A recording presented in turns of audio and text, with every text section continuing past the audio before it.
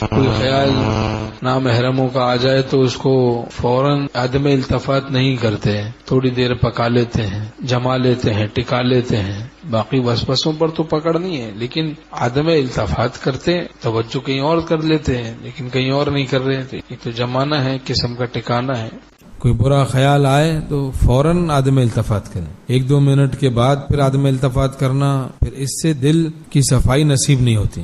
دل کا تزکیہ نہیں ہوتا، دل پاک صاف نہیں رہتا، دل گندا رہتا ہے۔ حضرت خواجہ صاحب رحمۃ اللہ فرماتے ہیں وسوسے آ گئے، ہجوم ہے وسوسوں کا، اس کے بارے میں فرماتے ہیں طبیعت کی رو زور پر ہے تو رک، نہیں تو یہ سر سے گزر جائے گی،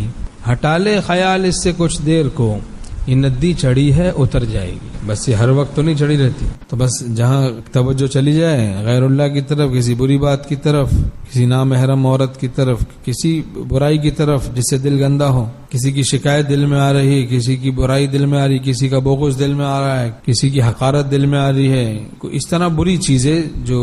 بری ہیں، عدم التفات فوراً کرے، اس کو جمائے ٹکائے بٹھائے نہیں اس خیال کو۔ جتنی تاخیر کرے گا عدم التفات میں اتنا زیادہ دل گندا ہوتا چلا جائے گا۔ ہم نے بھی جب مکان کی حفاظت نہ کی تو پھر جلوے بھی پہلے جیسے مکی کے نہیں رہے۔